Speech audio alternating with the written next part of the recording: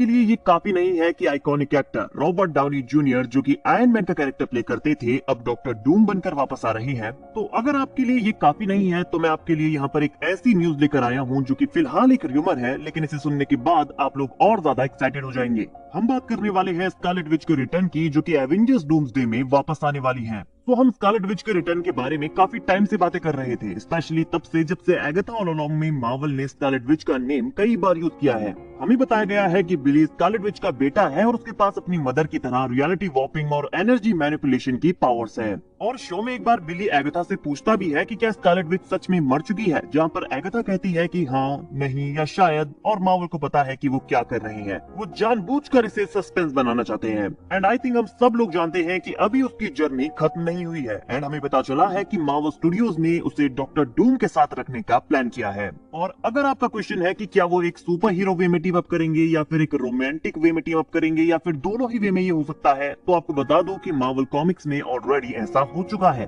जहाँ Scarlet Witch and doctor Doom actually शादी करने वाले होते हैं। हालांकि इसमें थोड़ा सा ट्विस्ट भी दिया गया है, जहाँ स्टोरी आर्क में उसके दोनों बच्चों को भी इन्वॉल्व किया गया है, जो कि रीइंकार्नेट होने के बाद उसे ढूंढने निकलते हैं। और यहाँ मल्टीपल टीम्स को भी इन्वॉल्व किया गया है, जो कि डॉक्टर डूम के अगेंस्ट जाने का ट्राई करते हैं, इंक्लूडिंग एवेंजर्स एंड एक्समैन। और अगर आप फुल स्टोरी जानने में इंटरेस्टेड है तो हम जल्द ही इन कॉमिक स्टोरीज को भी डिस्कस करेंगे, जो कि एमसीयू के फ्यूचर को एक्सप्लेन करेंगी। और अगर नहीं तो आप एवेंजर्स द चिल्ड्रंस क्रूसेड पढ़ सकते हैं, बिकॉज आई थिंक अभी हम एमसीयू में यही एक्सपीरियंस कर रही हैं। उससे पहले बात करते हैं बियॉन्ड द ट्रेलर की होस्ट ग्रेस रेंडोल्फ की एक रिपोर्ट का, जिनका कहना है कि वांडा का जिंदा होना और डूम के साथ होना एक मेजर रिवील होना चाहिए था, लेकिन ऐसा लगता है कि फोकस को यहाँ पर शिफ्ट कर दिया गया है, जो कि कुछ हद तक the children's crusade story line को फॉलो नहीं करता। जैक शेपर को इसे एड्रेस करने के लिए यहाँ पर होना चाहिए था, क्योंकि यहाँ थोड़ी गड़बड़ हो गई है। एमसीयू के मैजिक कॉर्नर की थोड़ी कम ऑडियंस है, तो इसे इतनी प्रायोरिटी नहीं दी जा रही है, लेकिन कॉमिक फैंस के लिए ये फ्रस्ट्रेटिंग है। तो ये थी हमारी रिपोर्ट। नाउ अगर आपको नहीं पता है कि जैक शेफर कौन है, तो वो एगाथा ऑल अलोंग की क्रिएटर एंड डायरेक्टर हैं और वो शो की राइटिंग प्रोसेस के हर एक स्टेप में इन्वॉल्व थी।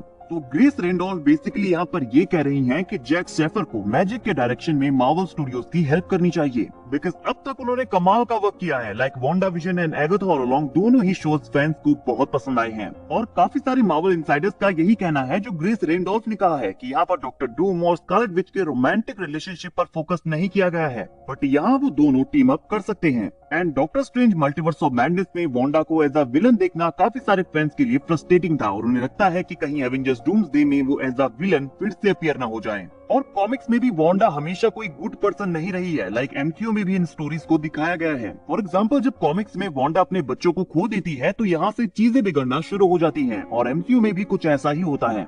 यहाँ भी वो अपने बच्चों को खोती है, उसके बाद पूरी तरह से मैड हो जाती है, और डार्क होल्ड भी इसका काफी बड़ा पार्ट था। और कॉमिक्स में भी वो अपने बच्चों को वापस पाना चाहती थी, जहाँ पर अपने सामने आने वाले हर किसी को वो मारने लगती है, स्पेशली अमेरिका चावीज को। तो ये चीजें कॉमिक्स से कनेक्टेड हैं, बट आई नो कि वांडा को एज अ विलन देखना हम सबके लिए काफी फ्रस्ट्रेटिंग होता है, और हम उसे एज अ हीरो देखना चाहते हैं। एंड आई थिंक एमसीयू में यही चीज बिल्ड की जा रही है, because Wanda and doctor Doom team up करते हैं, तो इसका रीजन होगा कि डॉक्टर डूम खुद को इस तरह से प्रेजेंट करेगा कि वो मल्टीवर्स को डिस्ट्रॉय होने से बचाना चाहता है। और कॉमिक्स में वो ऐसा ही करता है, वहाँ वो एक्चुअली मल्टीवर्स को डिस्ट्रॉय होने से बचाना चाहता है, लेकिन चीजें वहाँ पर बिगड़ने लगती हैं, जहाँ उसे रियलाइज होता है कि ये पॉसिबल नहीं है, जिसके बाद वो डिसाइड करता है कि वो पूरे मल्टीवर्स को नहीं, बट एटलीस्ट इसके एक पार्ट को तो सेव कर ही सकता है, जो कि बैटल वर्ल्ड बन जाता है। लेकिन कॉमिक्स में मल्टीवर्स को बचाने की उसके इंटेंशन सही होते हैं, सो आई थिंक डूम्सडे में इसी प्लॉट को फॉलो किया जा सकता है, जहाँ वो स्कारलेट विच को उसे ज्वाइन करने के लिए कहेगा, बिकॉज उसके पास मल्टीवर्स ट्रेवल का एक्सपीरियंस है। नाउ ये उसने खुद नहीं किया था, बट उसने ड्रीम वॉक का मेथड फॉलो किया था, और उसने डार्क होल्ड को भी पढ़ा है, तो उसके पास इस चीज का काफी नॉलेज होगा।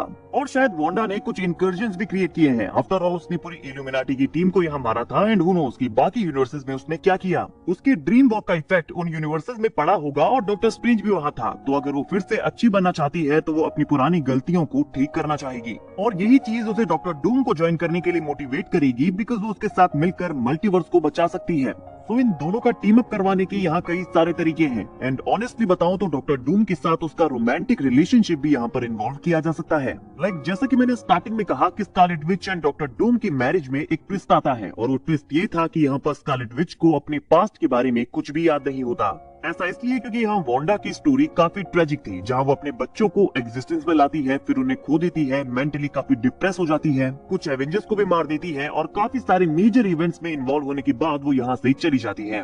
और इसके बाद हम उसे डॉक्टर डूम के साथ देखते हैं जहां वो सब कुछ भूल जाती है और उसका बेटा विकन उसे ढूंढता है। ये काफी लंबी और कॉम्प्लिकेटेड स्टोरी है, but ultimately Avengers, magneto, wonder man, Spiderman और काफी सारे और हीरोज मिलकर यहाँ पर डॉक्टर डूम को टेक डाउन करने का ट्राई करते हैं। बट वी ऑल नो कि डॉक्टर डूम मार्वल के one of the most powerful sorcerer's में से एक है। वो उन्हें फिर भी डिफीट कर देता है। लेकिन सबसे बड़ा ट्विस्ट यहाँ पर ये था कि डॉक्टर डूम स्कारलेट विच से प्यार करने लगता है और स्कारलेट विच भी डॉक्टर डूम के प्यार में पड़ जाती है। इनफैक्ट एंड में जब डॉक्टर डूम एवेंजर्स को डिफीट करता है, विकन को भी पनिश करता है और इतना सब कुछ होने के बाद भी वांडा डूम के पास वापस चली जाती है। डूम कहता है कि तुम मेरे पास वापस आ गई। वांडा कहती है ऑफ कोर्स, बट मुझे डर है कि चीजें पहले से भी ज्यादा कॉम्प्लिकेटेड हो गई हैं। और डूम मजाक में कहता है कि एवेंजर्स का हमारी वेडिंग डे पर लेटवेरिया में अटैक करने से भी ज्यादा कॉम्प्लिकेटेड। वांडा कहती है कि ऐसा करते हैं कि अगली बार सीक्रेटली शादी कर लेंगे। तो वांडा डूम के प्यार में पागल थी और वो भी उसे प्यार करता था, बट अल्टीमेटली वो दोनों साथ में नहीं रह पाते हैं बिकॉज डॉक्टर डूम को यहाँ पर लाइफ फोर्स नाम की एक अल्टीमेट पावर मिलती है और वो इसे छोड़ने से रिफ्यूज कर देता है। फिर उन दोनों के बीच काफी चीजें होती हैं जिस वजह से वो अलग हो जाती हैं। ये एक बहुत ही क्रेजी स्टोरी है जिसमें एवेंजर्स, एक्समैन, यंग एवेंजर्स भी इन्वॉल्व हैं। और फिर यहाँ रीइंकार्नेटेड टॉमी एंड बिली को रियलाइज होता है कि वो दोनों भाई हैं। इनफैक्ट वो दोनों एक जैसे दिखते हैं एंड फिर उन्हें रियलाइज होता है कि थिंक अबाउट इट, हम दोनों एक दूसरे की तरह दिखते हैं। मेरे पास स्कारलेट विच की पावर्स हैं और तुम्हारे पास स्कारलेट विच के ब्रदर क्विकसिल्वर की पावर्स हैं। तो सभी चीजों को फिगर आउट करने के बाद वो स्टोरी में अपनी मदर के साथ भी रियूनाइट होते हैं, जहाँ शायद एमसीयू में हम आगे बढ़ने वाले हैं।